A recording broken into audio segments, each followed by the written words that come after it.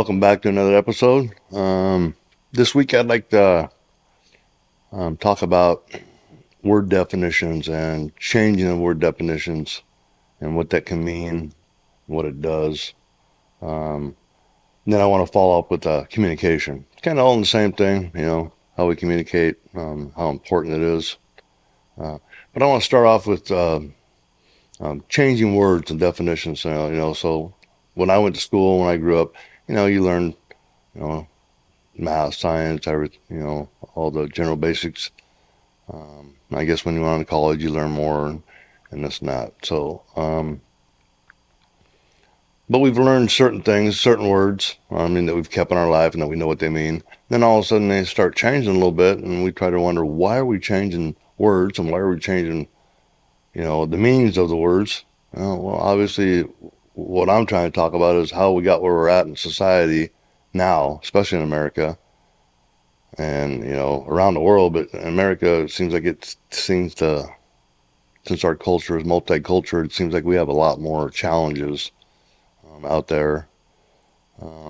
But some of the word changing that I'm talking about is a good example would be back, I don't know how long it's been, a decade or two, but they started to, maybe not even that long, when they started the phrase of undocumented immigrants or undocumented persons, as opposed to illegal alien. I mean, because the term that I've always grown up with and what's in the dictionary is illegal alien is someone that comes in illegally. I mean, and we have different laws, different rules, and they get twisted and changed. But when you start changing words, you start changing definitions, it starts giving them different new meaning. Well, they're not illegal because that really sounds harsh, but they're undocumented. Same thing. And we can go on and talk about other things. I want to, touch base on several things. I mean, one of them, another big one is in 2020, started in 2019, but really came heavy in the summer of 2020 was the peaceful protests that were going on around the country. I mean, peaceful protests. I never seen one of them that was peaceful. I've seen cars blowing up. I've seen houses or buildings being burnt, torched, windows being broke. I've seen people getting beat in the street of New York with 2x4s. Older couple that owned a business there and they were just trying to protect their business and boarded up. People were beating them. And that was a peaceful protest. Okay, so that's kind of my definition of why do we change things? Well, we change them to change the narrative to say, well, these are just people that are protesting, but they were violent as hell and they were just literally killing people. And we called it peaceful protests. And we had Seattle. I mean, you use different areas all over the country, but I'm from Washington State, so Seattle. I mean, they had the Summer of Love, the Block Party, Chaz. What was it? The Autonomous Zone. They did it in Portland too. Autonomous Zone. They created these little areas where they just roped it all off, fenced it all off, put barricades up, and called it their little home. And the mayor and the council members and everybody else was like, "Oh, it's peaceful. It's all good. Oh, summer of love." And it was just right in front of your eyes. And you're going, "What are you talking about?" And Antifa. They get involved in a lot of this stuff. They're just a political wing of the Democratic Party, the radical part of it, along with BLM. These are all radical parts and organizations that are activists that have one goal in life is to make people's lives miserable and change America to communist. Um, anyway, so you can't call them Antifa because Antifa's in their mind is anti-fascist, and the reality is they're the most fascist group out there. Period. Look up the word fascist. They are the definition of fascist. So you can say what you want. You can change words, do whatever you want. People that know. Because it's a mindset. It goes back to this mindset I've been talking about. We have this mindset on one side that wants to change America because they think we're evil empire, that we've went around the world and we probably have. I mean, in history, yeah, we haven't been good as government. We haven't really. We just put our thumb on anybody, and you tell them you're going to do what we tell you. And we go in there with CIA and FBI, whoever they can get. They got so many different. We got so many different intelligence agencies. I know there's 17 now or something. I don't know. Start off with the FBI and the CIA. Now you got all these different. Just keep adding and adding, and they don't even communicate with each other. I mean, these different entities. So you can never get the truth. They're always spinning stuff, and like CIA is always, causing controversy by, starting wars and starting conflicts all over the world just for our interest, for whatever reasons. Oil, minerals, doesn't matter. It's always something. Um, so yeah, I can see why there's people pissed off about America and about how we went around the world and just took everything. Or in the name of compassion and helping people. Now we do just the opposite. In the name of compassion and helping people, we're trying to. Um, it's not helping people. It's hurting more people. Even the people that you think that you're helping to be compassionate, you're not helping them. I don't remember it was that long ago, a couple of years ago, that we let all these people cross the border right after Biden became president, and they started flooding in. And then in New York City, they had a couple.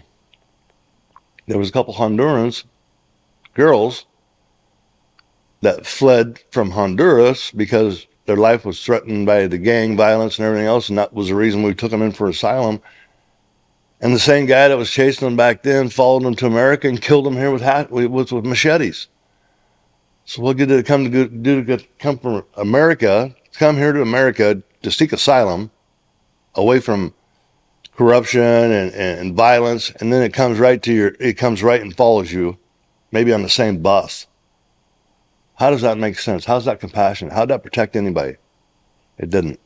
Um, so it's a mindset. These people get in this mindset, and they're going to go that way no matter what. I mean, and when you change words, it just turns stuff upside down. I mean, you just can't keep doing it. I mean, they're in Seattle where I think the guy that was in charge there for a while was one of the gang leaders in Seattle, and he was ruling by death. I mean, it's a fact. And the problem is, this stuff never happened that long ago. It's not like trying to figure out the Kennedy assassination, the conspiracies and stuff 50 years ago. This just happened 2 years ago. It's fresh in everybody's mind. You're not going to tell me something didn't happen. Like this whole election disruption in 2020, which is what this was all about. And then I've seen things. I've seen things that I would consider suspicious, fraudulent. I don't know. I've seen it with my own eyes. I'm still looking for shit. I'm still looking for that semi truck that got stolen that was full of ballots that nobody ever talked about after it broke out on the news. Then you never heard nothing about it no more. There's a lot of things out there that happen. Shredding ballots when they're supposed to be recounted, and we recounted and then we shredded them in Georgia or whatever. I mean, you witness that stuff. So you can say whatever you want and you try to change it. History wasn't that long ago. So some of us still remember. Most of us, I hope, still remember, especially the ones that are trying to fight this battle of good and evil. We got to remember these things and not let them just drift away. Um, I mean, these words that change them, you got a Democratic Party machine. I mean, it's a well-oiled machine with the Clintons and the Obamas and the news media and Hollywood and everybody. BLM, Antifa, they're all part of the same movement, and they all work together, and they work very well together. They're well organized and oiled. And I'm telling you, Republicans aren't. Conservatives don't think the same. We just like to live our life and be left alone. We don't want people shoving shit in our face all the time. And a lot of stuff gets shoved in our face that we don't agree with. And we're taxpayers just like everybody else. And we're humans just like everybody else. And we have compassion just like everybody else. Really do. Probably have better solutions even. But when you're fighting against lies, and corruption, it don't matter how honest you are or how much sense you make. It doesn't matter. These people are in it for the money. When you're fighting the other side, they're in it for the money only. All these tax dollars we send all over the world to do things, it ends up going right back in their pocket. And they know that. That's why they do it. They give the money to certain organizations, certain activist groups. It comes right back to their pocket, period. Um, when we start changing phrases and changing words and stuff, I mean, Inflation Reduction Act is another good one that we heard a year ago, 2 years ago. And since then, inflation has just skyrocketed. So it should have been the Inflation Skyrocket Act because it was just the opposite of what they said, and that's what they do. Everything's the opposite of what they say because they know they can't tell the truth. If they really told you what it really was, you'd never fucking vote them back in again. It's like the guy that came into Congress, the fucking head of human. I don't know. There's so many freaking departments. I don't know who they are. HHS or HSR. I don't know what they all are. his name was Baraka Bakara, come in, giving, talking and proposing a bill from the administration. It was like for birthing persons. It was like, well, the first time I heard that, I was like, what did you say? He said birthing person. So one of the senators, Senator Hawley jumped on. So what's a birthing person? And the guy couldn't even explain. Well, somebody that gives birth. Wasn't that a woman? Well, it could be. Well, do men give babies? Well, not unless you know something I don't. Then why are you calling it a birthing person? So they're trying to change the name, just like everything else. Lasted for a few minutes, didn't stick. Shit on the wall didn't stick, and they were going somewhere with it. It's part of their narrative and their changing of the word woman or what a woman is. Because now they want men to be women. I guess I don't know. They got some sort of freaking motive. And then another one that's really, really gets to me right now that's really going on out there is the switcheroo with equality and equity. I mean, DIE or DEI, whatever they're calling it now, diversity, inclusion, and equity. Well, the diversion and inclusion or diversity and inclusion, I've always been there. That came with the civil rights. That came over time where we passed laws and the women's rights and and the black culture rights. All those things gained diversity, inclusion, equality. That was all the big push clear back in the 70s, 80s, 90s, and that's the way we went. And that's what we've done. Now we're in this era of time where they think they need to change that word equality because it's not working no more for their narrative. Now we got to do equity, change it, throw it out, and put equity in there because equality isn't working no more. We got as equal as we can, and now we're looking for equal outcome. That's equality, supposedly. I guess. I mean, to me, equity was what I had in my freaking house when I bought it. Whatever I didn't owe on it, and it was worth. That's my equity. Same with a vehicle. Same with many different things that you have equity in. But people, I don't know how you get equity out of people. Because the only way I can see equity in people is slavery, child trafficking, prostitution. Those are some of the main ones I can think about that would actually give equity in human beings because you can make money off them. That's the whole idea. You fucking buy them for $1,000 and fucking sell them every night for $100 and you do that for 20 nights, you just made $1,000 equity. So that one really bothers me, and we let that happen, and we sit there and let them talk like that, and it's not just equity to where, okay, we can accept that word. They've turned it into part of our tax dollars going to every department now because of equity. You got to have equity, you got to have diversity. We've always had diversity and inclusion; it's always been there, but now they threw in equity and said, "Oh, now we got to have more money for equity." No, you don't. You don't, because you're never going to get equity out of people and out of government departments. Jesus Christ, of all the places, that's the last place you want to put, give your tax dollars to rely on the government to spend your money, right? Like I said, they just let shit all over the world. They don't care. Everywhere in America, we got homeless. We worry about the homeless in fucking Chile. We're not worried about the homeless here in fucking LA or San Diego or anywhere else in the United States, New York, fucking Chicago, just full of homeless. Doesn't matter. We're worried about those other people around the world. They're more important. Okay, whatever. See how far that goes. I mean, we're gonna keep up with this changing words and changing things until you're gonna end up like Bud Light. I mean, keep going. Everybody that wants to be part of that organization, part of that fucking that narrative, go ahead. Look where Bud Light's gone. Looks where Fox News is going. Yeah, they'll probably recover Fox News. I don't think Bud Light will ever recover. I think they're done. Like I say, I watched Olympia Beer fucking overnight dissolve because of an executive or the president, vice president, executive of the company got caught with a little boy in the bathroom doing sexual things. And so then next thing you know, it became queer beer. That's what they called it. I mean, that was what everybody called it, queer beer. And that lasted for, I don't know, I don't even remember. I was pretty young, but it went away. I mean, I grew up drinking Olympia beer when I was a kid before I even turned 21. But I think by the time I turned 21, maybe around that time, 81, 80, I don't remember when it was exactly. Olympia beer was gone. I used to have a vest that had an Olympia beer stick patch on it that I sewed on because I thought it was cool, you know. So in Washington State, you had Olympia Beer, you had Rainier Brewery, and Rainier Brewery went down for a different reason. I think, maybe just consumers, but it didn't have nothing to do with political or anything that I know of. It might have.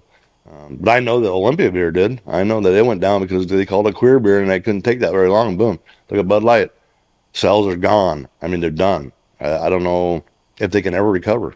Hopefully not. Hopefully this will show people that, and corporations, that, hey, you just can't pick and choose how you want everybody to live their life. I mean, you just cut off your whole,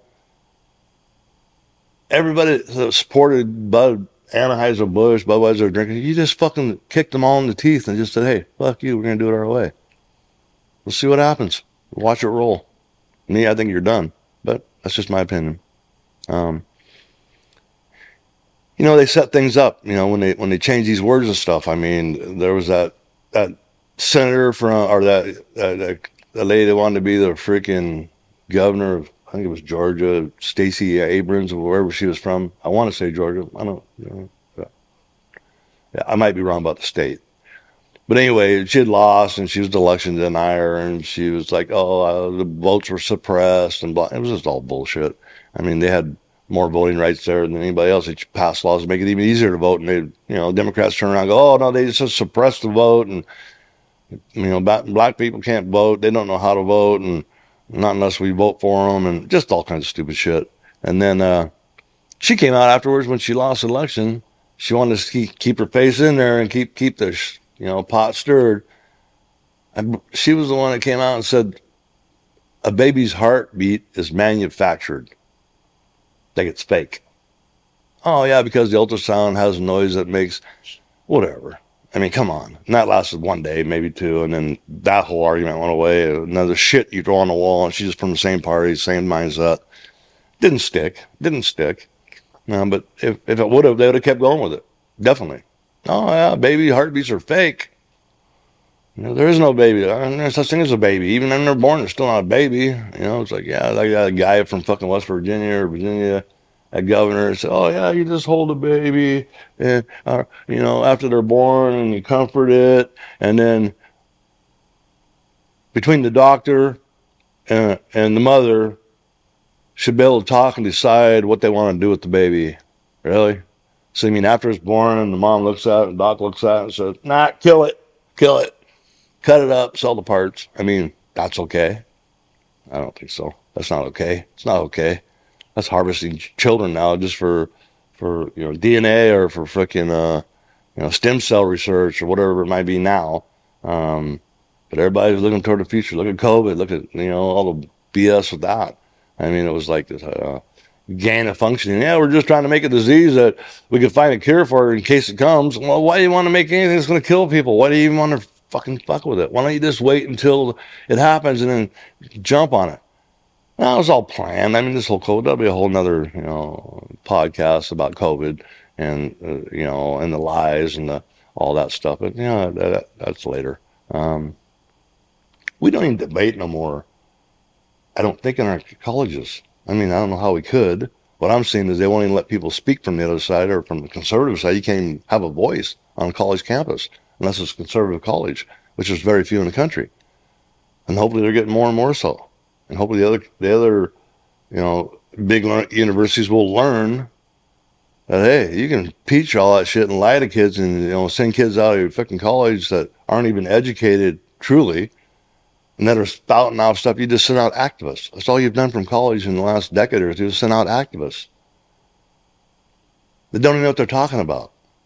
If they have a debate or something with somebody that from a conservative side, they got to read their phone the whole time because they're reading from a professor or administrator in the college telling them what to say, because they don't know how to say it, because they just been taught it. It don't make no sense to them, so they got to read it. Then they got to act like they stand for it. Oh yeah, I stand for killing babies. Yeah, really? Whatever. And so another thing that happened recently, that with this word thing and stuff, was when Trump was running for election the second time. The only thing they ever asked him with the media, every time you do an interview, the first thing was, are you going to deny the election or are you going to concede? If you lose, will you concede? It was like, why are you asking him that? Why are you asking that same question every time? If you lose, are you going to concede? Are you just setting him up so that you know you're going to cheat and win? So what's his reaction going to be? So you turn around and go, see, I told you he's not going to admit it. Well, they did the same thing with Kerry Lake in Arizona. I'm not from Arizona, but I watch things. And it's like this lady had it slam dunked.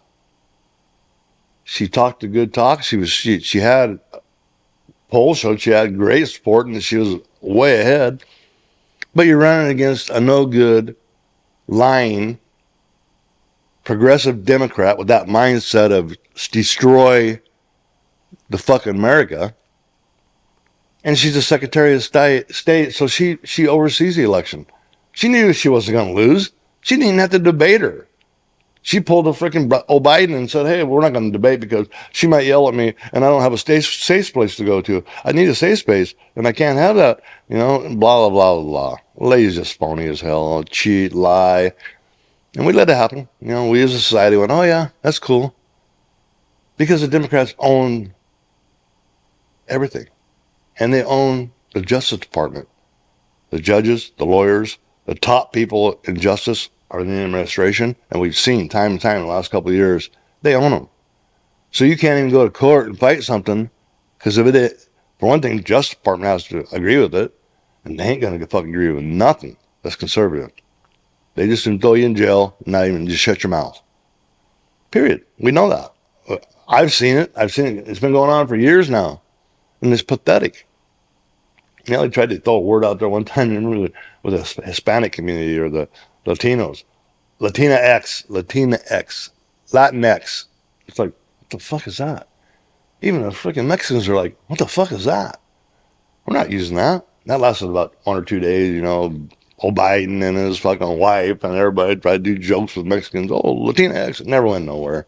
There again, shit on the wall, fucking didn't stick. Let it go. Just move on to the next lie or move on to the next form of deception that you can create. You're usually, Democrats are always 10, 15 steps ahead of Republicans. They're always on plan B, C, D, or Republicans are just, no, Constitution says,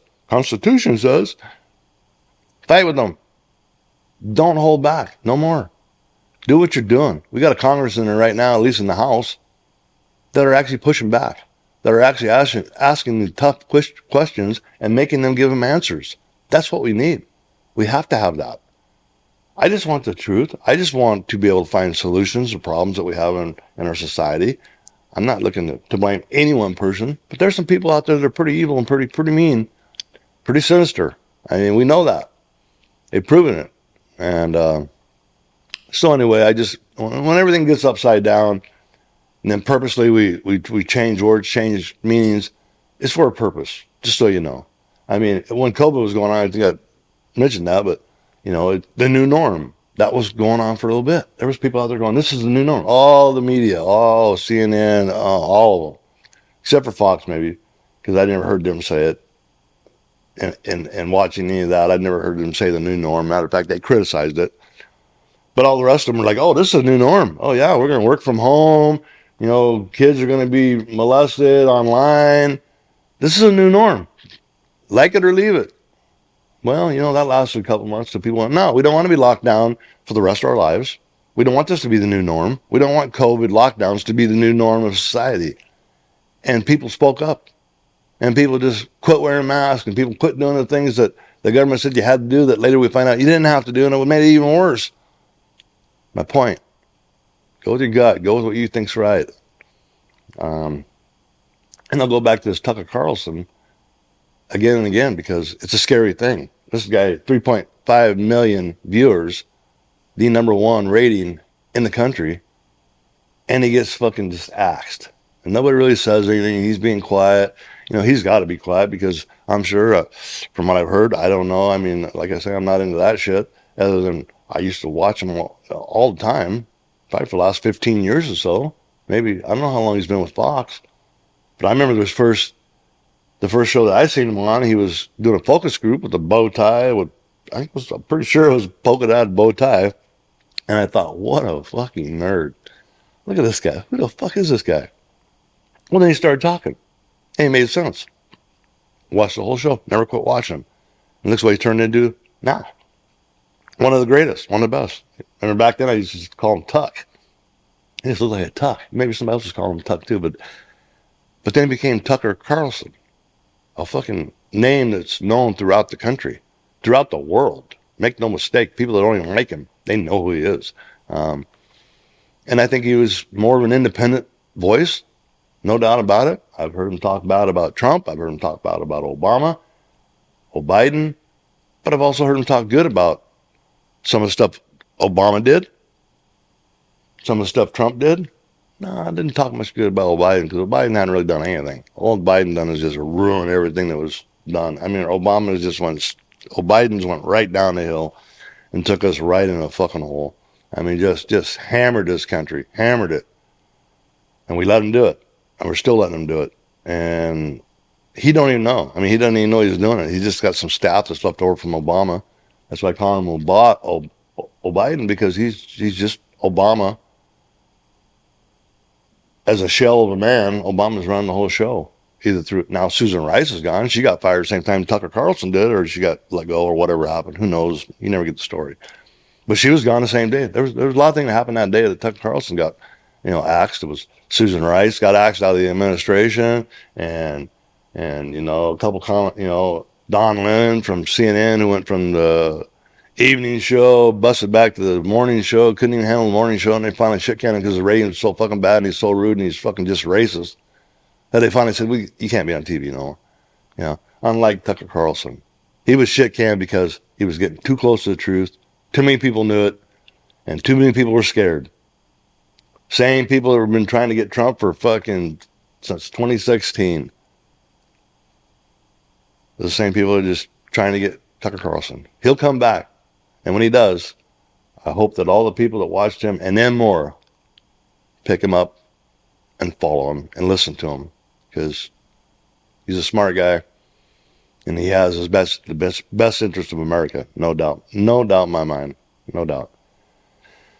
And that's kind of where I'm at with the politics side of changing words and definitions and what it can really do and there's always a motive behind it. Just like this cis woman, that lasted a little bit too. And it was like, what in the fuck does that mean? What is cis man? I never knew what it meant. Somebody just told me the other day. No, it means you're born normal. I'm just a normal guy when you call me a cis man. Why do we start saying that word? Why do we start adding cis to man or woman? And the person I was talking to was, well, it's just what it means. I said, yeah, but I've been alive 62 years, and I don't remember for the first 60 or 61 years using cis in front of my man or a woman, saying, no, that's a cis man. No, that's a cis woman. I didn't know what it meant. Now all of a sudden it's like, oh, yeah, that's always meant that. Oh, yeah, really? Then why are you saying it now? Right now? Why are you using that term?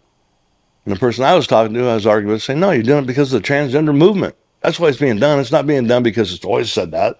It's being done. There's a reason every time you either add a word or change a word that word's not changed. Well, maybe it's not changed. But you know what? It's not a word you'd throw in there. I'm a cis man. You just wouldn't do it. You're only doing it now, or whoever's doing it, or whoever tried to start it. They're only doing it with that mindset to say, here's another way we can divide people. We can divide normal people, cis people, from transgenders or the LGBTQ or whatever. We can divide everybody. Just like the word racism, everybody's racist. We can divide everybody with that word. We can, keep trying, but I've never really much experienced racism in my life. And I've worked around a lot of guys, a lot of jobs, big ones, small ones. And I've never experienced racial. I haven't. I mean, you can say what you want, but I think out there in the everyday society, the racism isn't quite as much as the politics try to say it is. And I would say to my friends, brothers, black, brown, whatever, that's another thing. They try to tell us, oh, neo-Nazis or freaking white supremacists, they hate brown and black people. So now they divided that, right? Now they divide you into black and brown people and white people, white supremacists, whatever. We're all the same to me. Maybe just a little fucking different suntan, but we're all the same. We're all the same. To my brothers, to my Mexican brothers, I'm just telling you, my black brothers, I'm just telling you, we're all the same.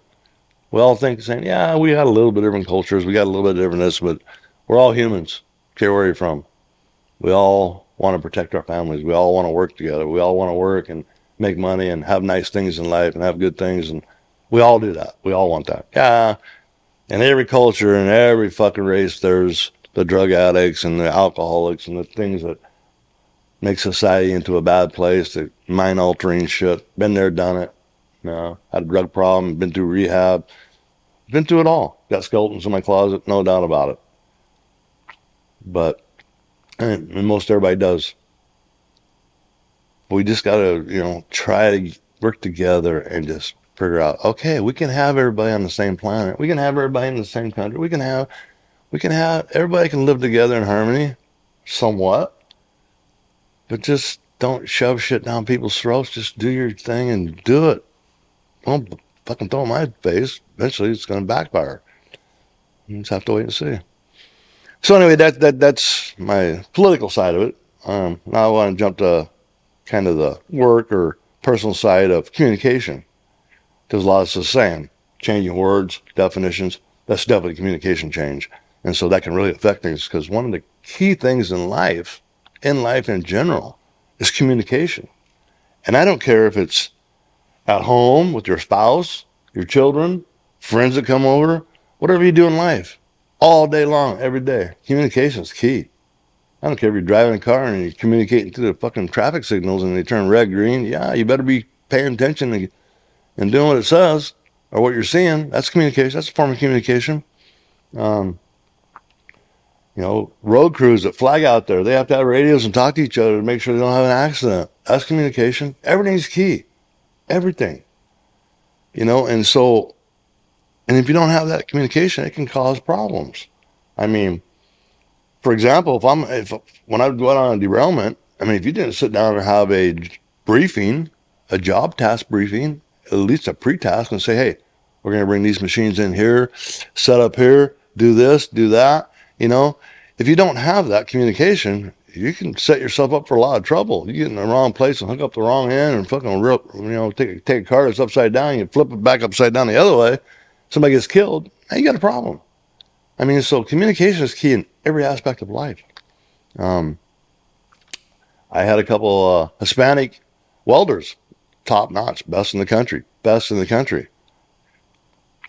But sometimes, not always, but when I first met them, they didn't speak real good English. I mean, they were broken, but they spoke it because they had family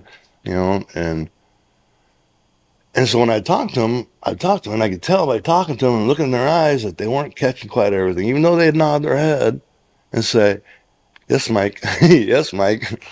When I get all done, I come up to them too, because if I was in a group, I'd always come up to them too and say, hey, did you catch what I just said? You're all good with that? And there'd be times that I'd just like, no, Mike, I didn't understand nothing. It's like, all right, let's go over it again. I had to get somebody that was bilingual, because that was kind of my challenge was I worked with a lot of Spanish. I worked with a lot, I didn't speak the language, didn't even try. People criticize, well, you should have tried. Nah, I still made good money. I did not speak the language. I know the universal fucking sign language. Fuck you, get to work, bombing. I know certain things. Don't need to know everything. You just need to be able to get along. You just need to be able to communicate in some way, that you can have an understanding. And with these two fellows I'm talking about from Mexico, I mean, we're good friends. I mean, we've been tight for over a decade. And I even went to their house, was invited for Christmas, and went there and spent like a week from Christmas to New Year's and did all kinds of things. A great time. Um, Little community in Michoacan, a little small town, and it's like all their family lived there. It had to be 200-300 people. They all lived in the same little town, and I had a great time. I went to a quinceañera, went to a rodeo, went to a baptism. I mean, it seemed like every night it was something. And I always had like a truck full of freaking beer and tequila. Never drank so much tequila in my life. Great time. I left there, they were calling me Miguel's Law. So it was a great trip.